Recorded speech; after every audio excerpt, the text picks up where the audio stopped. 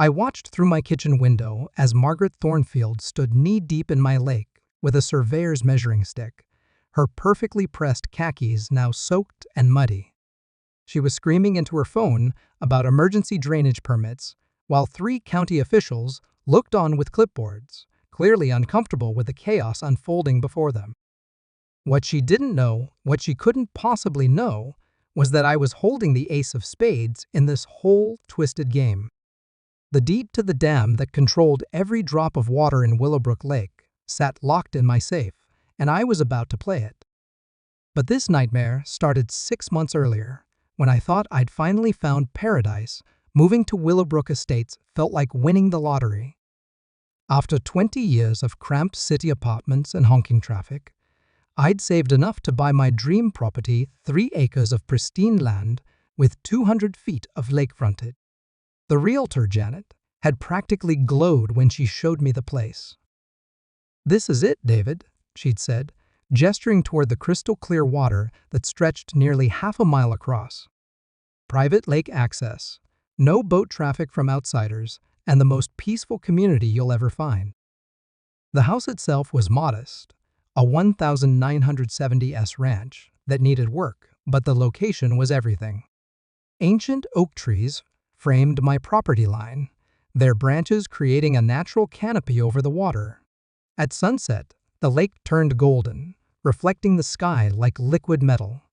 I'd sit on my dock with a beer, watching herons hunt in the shallows, finally understanding what people meant when they said quality of life. For the first month, life was exactly what I'd dreamed. I'd wake up to loons calling across the water, spend weekends fixing up the house, and evenings fishing from my dock. My neighbors seemed friendly enough, wave from a distance, mind their own business. Perfect. Then Margaret Thornfield moved in next door, and paradise became a war zone. Margaret wasn't just any new neighbor. She was a force of nature wrapped in designer cardigans and armed with a freshly printed HOA handbook that she wielded like a weapon. I first met her on a Saturday morning when she marched across my property line, holding a measuring tape and a clipboard. "Excuse me," she called out, her voice sharp enough to cut glass. "Are you David Richardson?" I looked up from the deck railing I was staining. She was maybe 55, with steel-gray hair pulled into a severe bun and the kind of posture that screamed retired middle management. Her pale blue eyes swept across my property with the calculating precision of a tax assessor. "That's me," I said, setting down my brush. "You must be the new neighbor. Welcome to it. Your dock extends 14 feet beyond the regulation 12-foot limit," she interrupted, consulting her clipboard. "And this structure," she gestured dismissively at my small boat shed, "violates at least 3 architectural guidelines." I blinked. "I'm sorry? What now?" Margaret's smile was predatory. "I'm Margaret Thornfield, newly elected president of the Willowbrook Estates Homeowners Association. I've been reviewing property compliance, and frankly, this entire lakefront is a disaster. We'll be implementing immediate corrections." The word hit me like a slap. Hold on a second. Nobody told me there was an HOA when I bought this place. Ignorance isn't an excuse, Mr. Richardson. She pulled out a thick manila folder. The HOA was established 3 months ago by majority vote of the property owners. These are your compliance requirements. You have 30 days. I flipped through the pages, my blood pressure rising with each ridiculous rule. No structures within 20 feet of the waterline. No boats over 16 feet. No dock lighting after 9 p.m. No fishing before 7 a.m. or after sunset. The list went on for 12 pages. "This is insane," I muttered. Half these rules would require me to tear down structures that were here when I bought the place.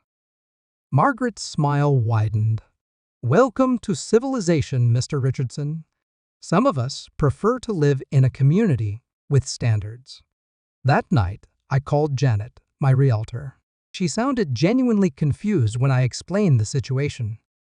"David, I've sold 6 properties in Willowbrook over the past 5 years. There was never any mention of an HOA in the disclosures. Are you sure?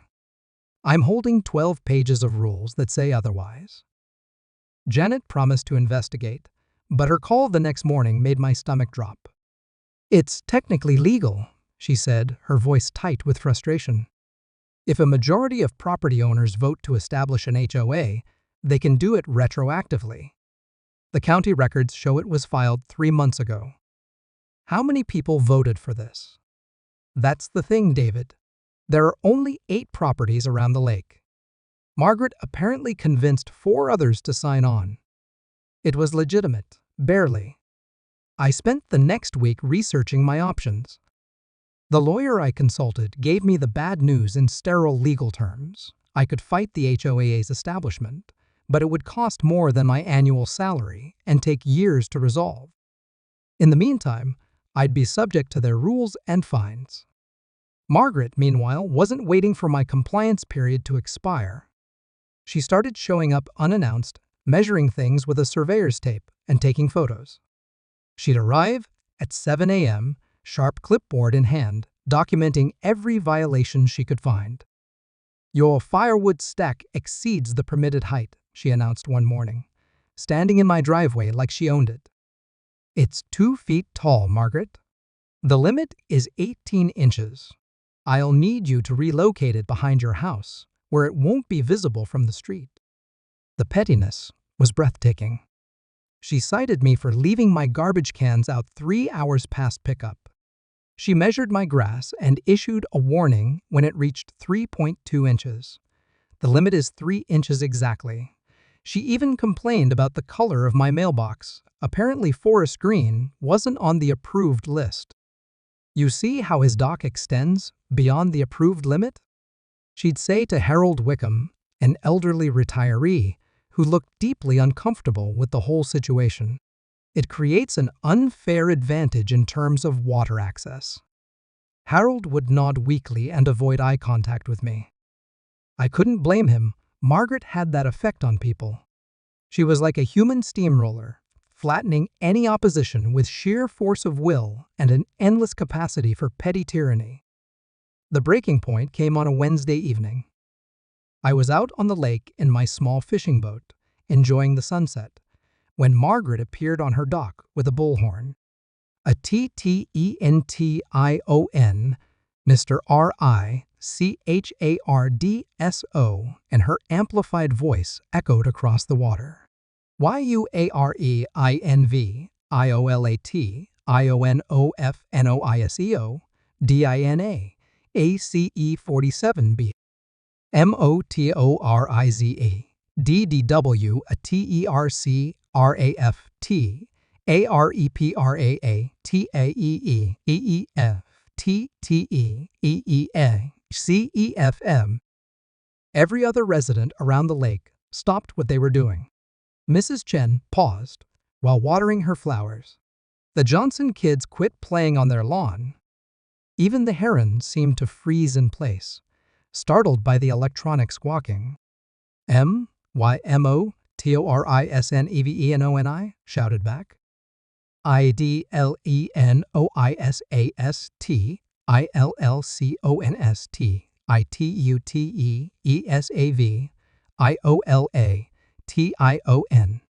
I pulled the cord and started the engine, letting it roar across the peaceful water.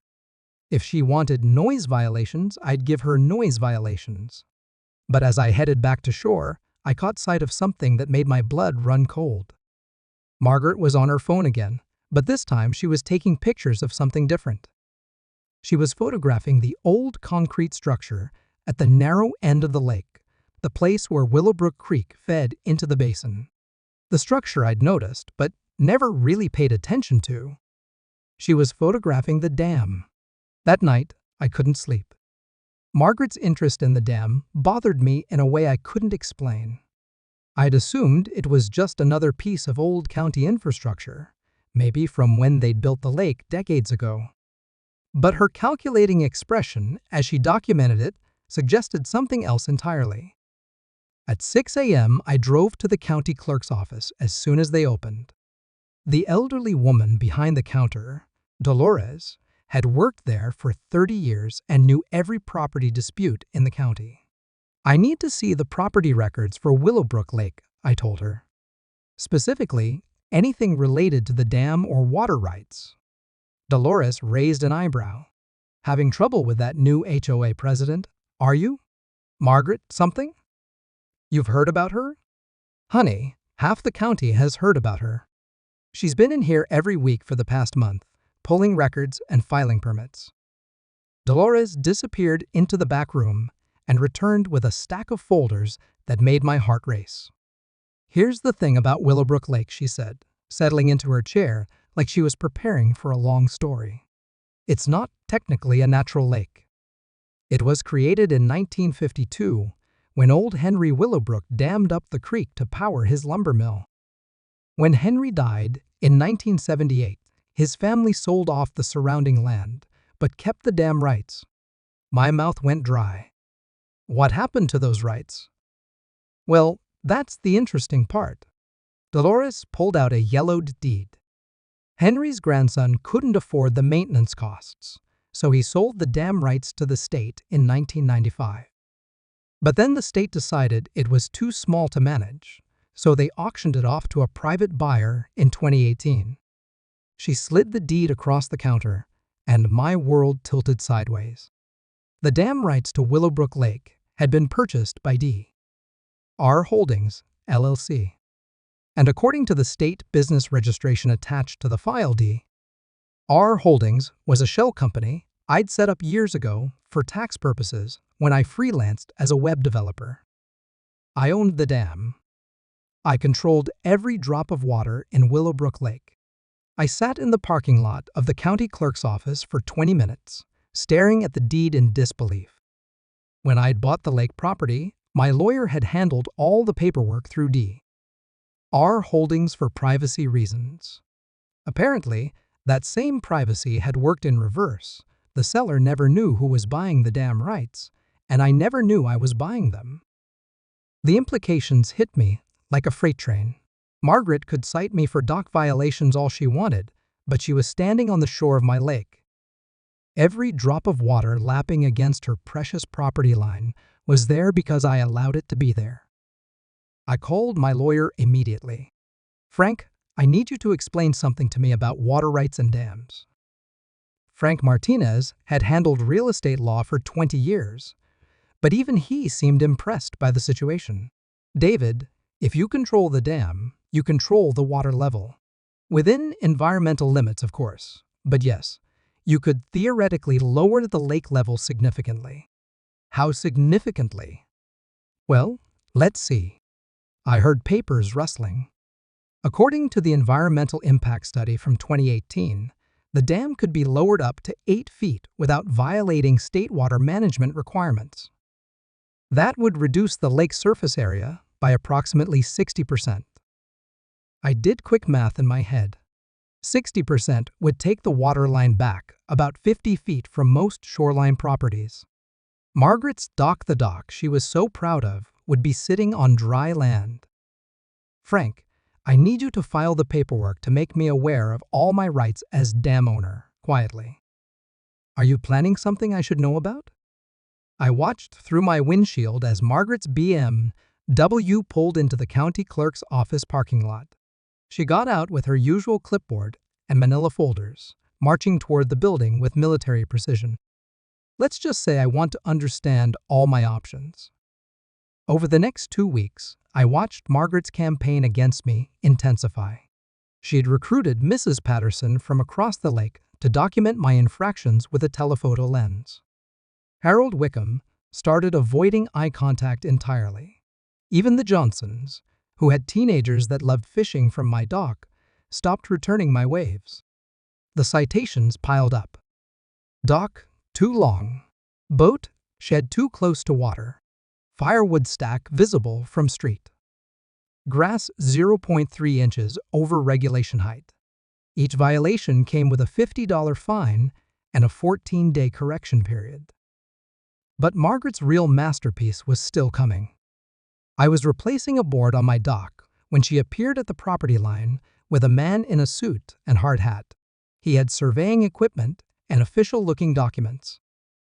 "Mr. Richardson," Margaret called out sweetly, "I'd like you to meet County Inspector Williams. He's here to assess the environmental impact of unauthorized structures on the lake." Inspector Williams looked uncomfortable but professional. "Sir, I'm required to inform you that a complaint has been filed regarding potential violations of state waterway regulations. We'll need to conduct a full survey of your dock and boat shed." My blood pressure spiked. "What kind of violations?" Margaret answered before Williams could speak. "Structures extending into protected wetlands, potential contamination from untreated lumber, disruption of natural water flow patterns. The county takes these issues very seriously." Williams spent 3 hours measuring and photographing everything. He tested water samples near my dock and took core samples from the lakebed. Throughout it all, Margaret hovered nearby, pointing out additional concerns and taking notes. That evening, Harold Wickham knocked on my door. The old man looked exhausted and defeated. "David, I need to tell you something," he said, glancing nervously toward Margaret's house. "She's planning something big. Something about draining the lake to force compliance with new environmental standards." My stomach dropped. "What do you mean, draining the lake?" "She's been meeting with county officials, talking about temporary water level reduction for remediation purposes. Says it's the only way to properly inspect all the shoreline structures and remove non-compliant installations." Harold's hands shook slightly. "My dock would be destroyed. Mrs. Chen's waterfront garden would be ruined. But Margaret's property sits higher. She'd be fine." The pieces clicked into place. Margaret wasn't just trying to force compliance, she was planning to temporarily destroy the lake to eliminate everyone else's investment in it. Once the water level was restored, she'd be the only one left with functional waterfront access. "Harold, did she mention how she plans to drain the lake?" "She filed some kind of emergency petition with the county.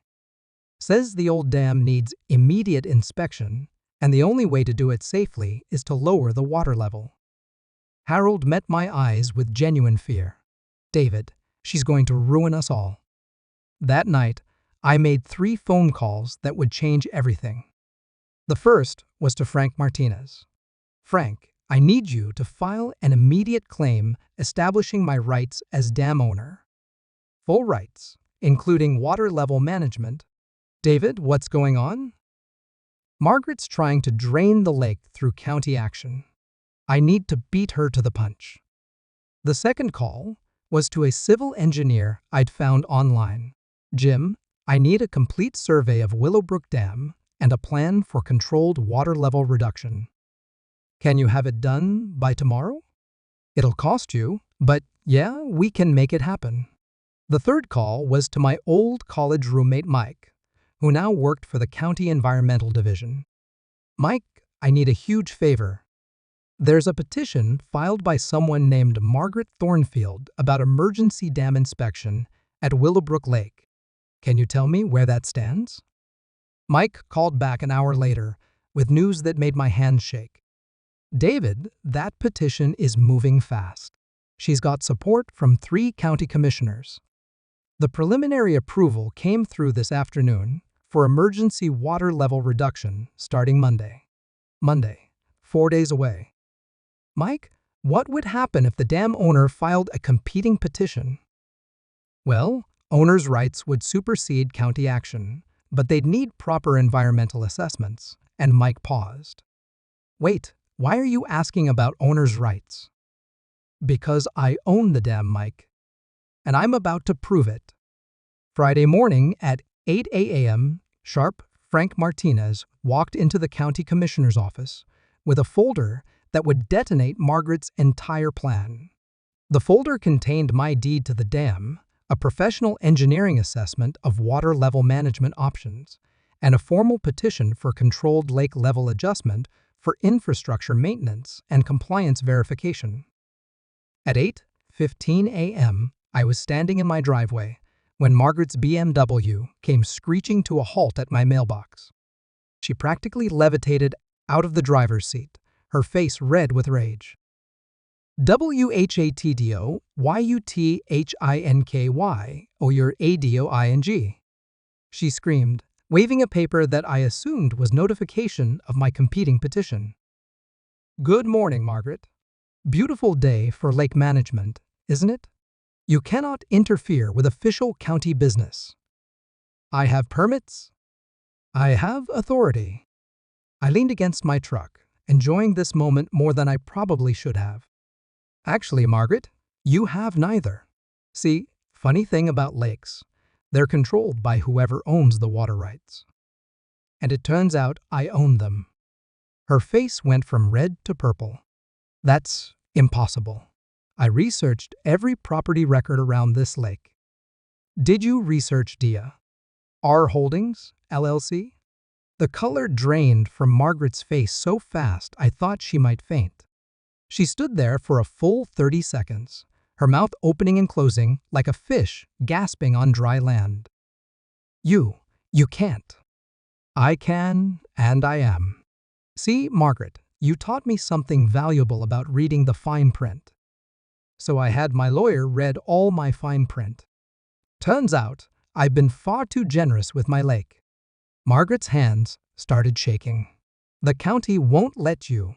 There are environmental protections, regulations, all of which I'm following to the letter. My engineer filed a complete environmental impact study. The county approved controlled water level reduction for infrastructure maintenance and compliance verification." I smiled at her confusion. "Basically, I'm doing exactly what you wanted to do, except I actually have the legal right to do it." By Monday morning, Margaret's emergency petition had been withdrawn by the county.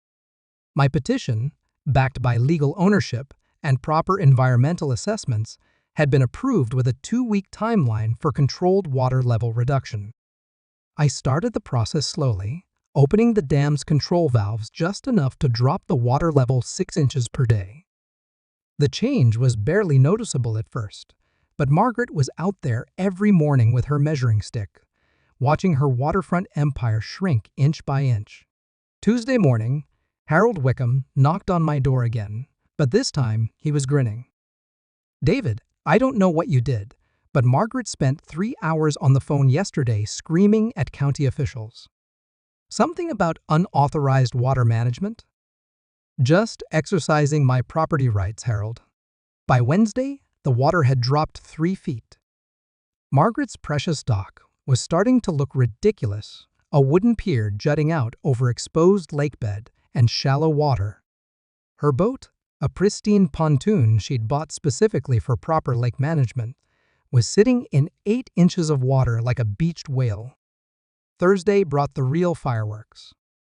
Margaret appeared at my door with a lawyer, a thin, nervous man in an expensive suit who looked like he'd rather be anywhere else. "Mr. Richardson," the lawyer began, "I'm Jeffrey Pemberton, representing Mrs. Thornfield in this matter. My client is prepared to offer a reasonable settlement to resolve this water management issue." I looked past him to Margaret, who was standing behind her lawyer like he was a human shield. "What kind of settlement, Jeffrey?" "Mrs. Thornfield proposes a mutual agreement to maintain current water levels in exchange for certain accommodations regarding HOA compliance issues." Translation: Margaret wanted to negotiate surrender terms. "That's an interesting offer," I said, "but I'm not quite ready to negotiate. See, I'm really curious how low this lake will go before I've completed my infrastructure maintenance project." Margaret's lawyer whispered something urgent in her ear. She shook her head violently, then pushed past him to the front. "This is extortion," she hissed. "You're destroying property values for the entire community?" "I'm maintaining my dam, Margaret. Just like you said, I should maintain my property to proper standards." By Friday, the water level had dropped 5 feet. What had once been Willowbrook Lake was now Willowbrook Pond with vast stretches of exposed lakebed around the edges.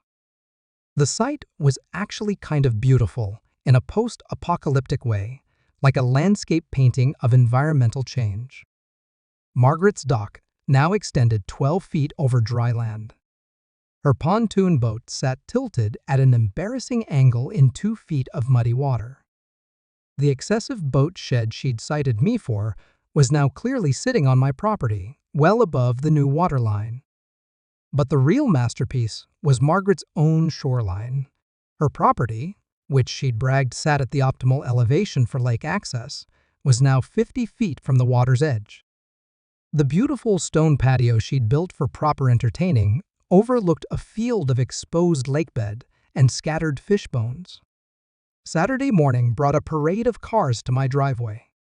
Not just Harold this time, but the Johnsons, Mrs. Chen, the Pattersons, and 3 other neighbors I barely knew. They looked like survivors of some natural disaster, which I suppose they were. "David," Mrs. Chen began, "we owe you an apology. We should never have let Margaret bully us into that HOA." Harold nodded emphatically.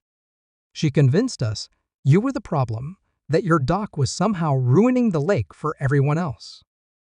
We were fools." Mr. Johnson stepped forward, looking genuinely ashamed. "My kids loved fishing from your dock. When Margaret said we had to stop being friendly with you, well, we should have told her where to stick her clipboard." I looked across the street toward Margaret's house. She was standing in her front window, watching our gathering with the expression of someone watching their empire crumble. "Folks, I appreciate that, but this isn't about apologies. This is about making sure something like this never happens again."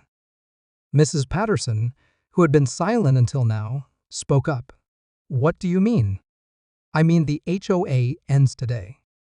We're going to vote it out of existence, and then we're going to set up a simple neighborhood agreement that protects everyone's property rights without giving anyone the power to terrorize their neighbors." Harold grinned. "I second that motion." "All in favor?" I asked. 7 hands shot up simultaneously. Only Margaret's house stood silent across the street.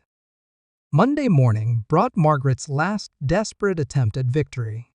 She arrived at my door with not 1 lawyer, but 3, plus a man in a county inspector's uniform and someone who introduced himself as a representative from the State Environmental Protection Agency. "Mr. Richardson," the lead lawyer announced, "I'm Robert Steinberg from Steinberg, Walsh & Associates. We represent Mrs. Thornfield in a matter of extreme environmental concern." The state inspector stepped forward.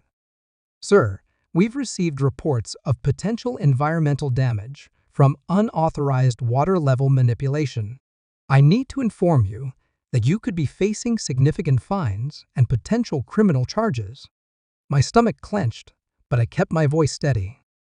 "What specific violations are you alleging?" Margaret couldn't contain herself. "You've destroyed fish habitat, disrupted the ecosystem, violated water management protocols. You're going to prison for this." I looked at the gaggle of officials on my doorstep and made a decision that would either save me or destroy me completely. "Gentlemen, would you like to see my complete environmental compliance documentation, including the state-approved water management plan and the fish habitat restoration project I'm implementing?" The confusion on their faces was priceless. Margaret's lead lawyer stepped forward. "What restoration project?" "The one required under state environmental law whenever conducting dam maintenance that affects water levels." I assume Mrs. Thornfield didn't mention that my water level reduction includes a comprehensive fish habitat improvement plan approved by the State Environmental Agency. I pulled out the folder Frank Martinez had prepared, containing documents I'd hoped never to need. The fish habitat restoration plan had cost me $8,000 and 3 weeks of environmental consulting, but it was completely legal and properly approved. The state inspector took the documents and spent 15 minutes reviewing them, while Margaret's legal team whispered frantically among themselves. Finally, He looked up with an expression of professional disappointment. "Mr. Richardson, these documents appear to be in order." "Mrs. Thornfield, I'm not sure why you reported this as environmental damage when it's clearly an approved restoration project." Margaret's face went through several colors I didn't know human faces could achieve. But he's destroying the lake." "Ma'am, he's temporarily lowering water levels to improve fish habitat and remove accumulated sediment. It's actually good environmental management." The inspector turned back to me. "Mr. Richardson, what's your timeline for returning to normal water levels?" I glanced at Margaret, who was vibrating with rage. "Well, the plan calls for a 2-week maintenance period, but I could extend it if additional restoration work is needed."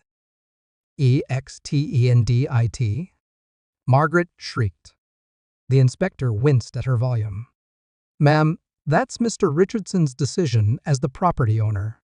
As long as he's following approved protocols, the state has no objection."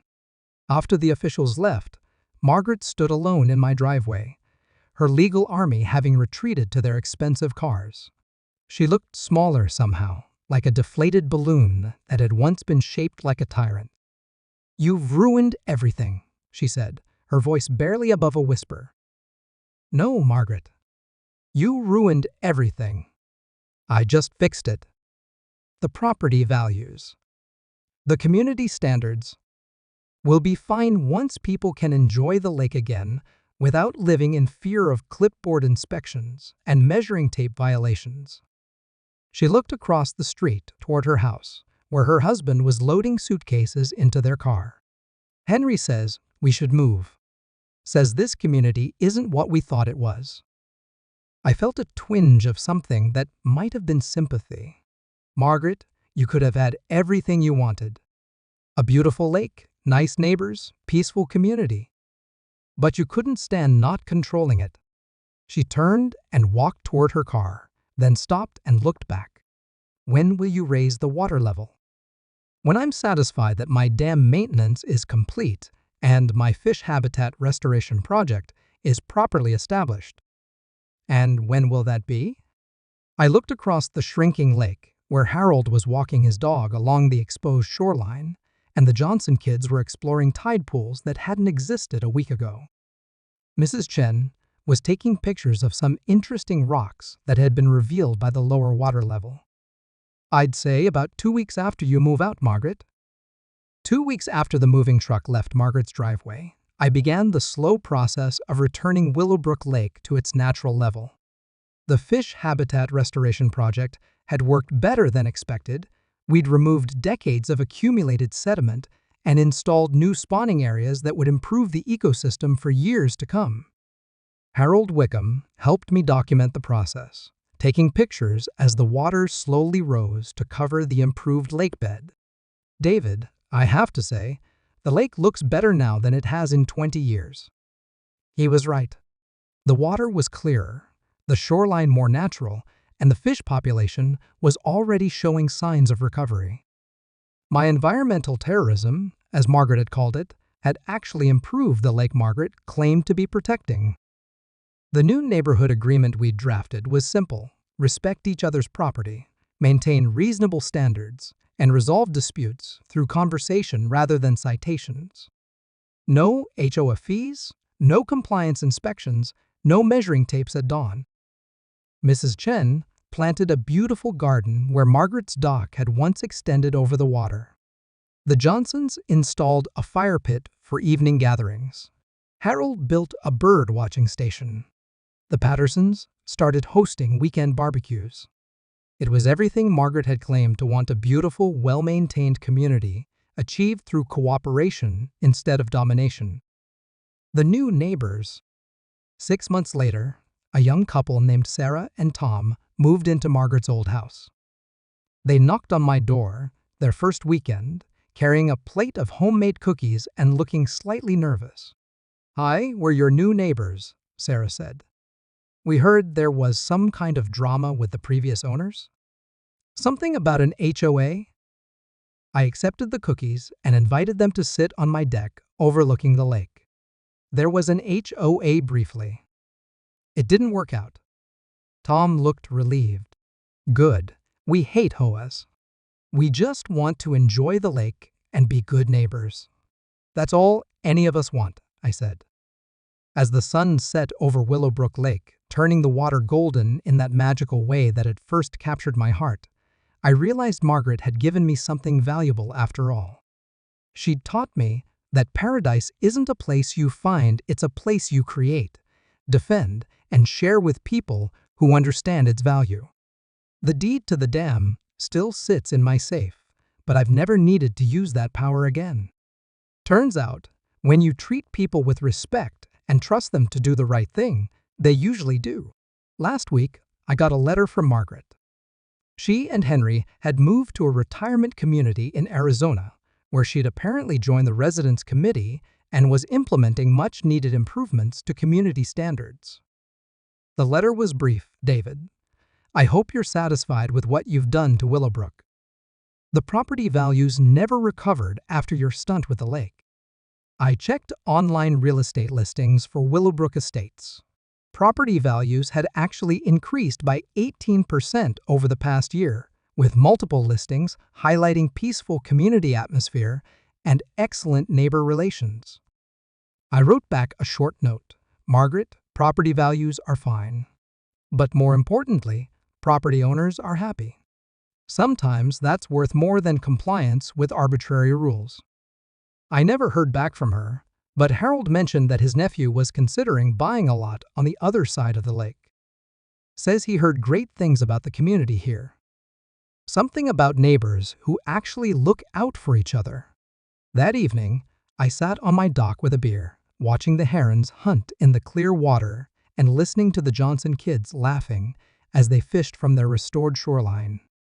The measuring tape was long gone, the citation forms were recycled, and the clipboard had been retired. Margaret had taught me an important lesson about power. The people who crave it most are usually the ones who deserve it least. But she'd also taught me something about community, that it's not built through rules and regulations, but through respect, cooperation, and the occasional willingness to stand up to bullies.